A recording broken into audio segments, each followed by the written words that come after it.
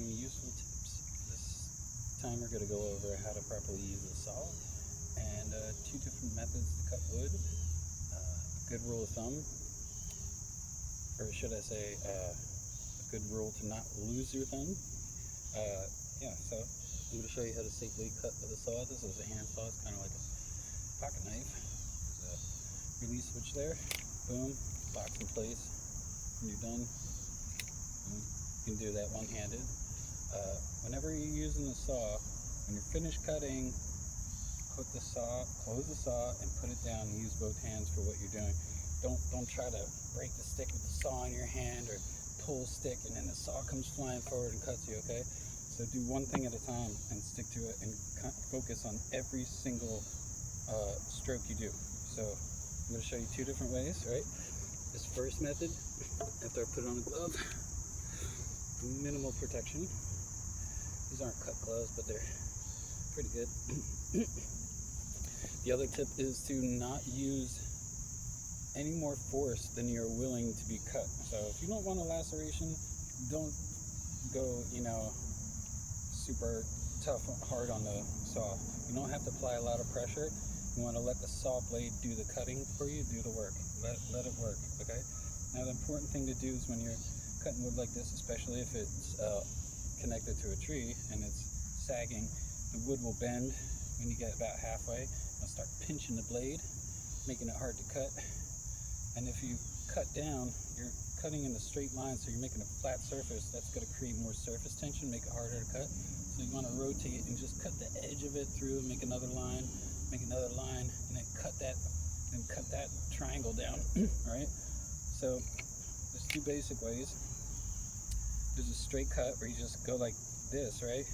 But then some saws are flexible, so you can wobble it like that and create like a double Y pattern and create a little more space so it doesn't, it go down a little bit. And then you can start wobbling back and forth sometimes, especially if the wood's soft. Now see how it created that much more space there, right? Now I can just go through like halfway, okay? That's method one. Then there's another one, which you'll see guys do with big trees. Cut down. You cut at an angle like 40 degrees, like that. Get down a little bit, and then go straight. And then maybe do it again. And there you go. See that notch there? Now, plenty of space. It's not going to pinch the blade. I can cut all the way through.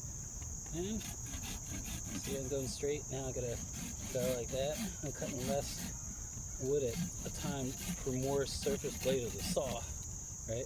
And go back.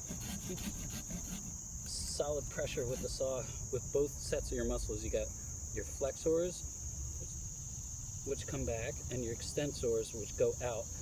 So like when you close the door and you want to close it quietly, you push it, but you hold back, pull back the other way.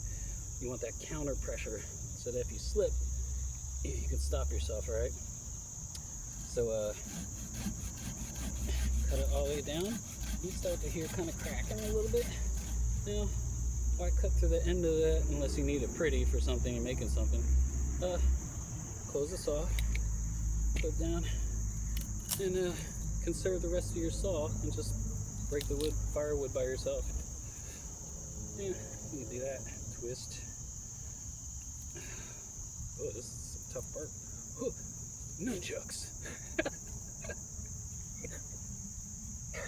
Ooh, I got an idea. I'm just gonna use this a little bit.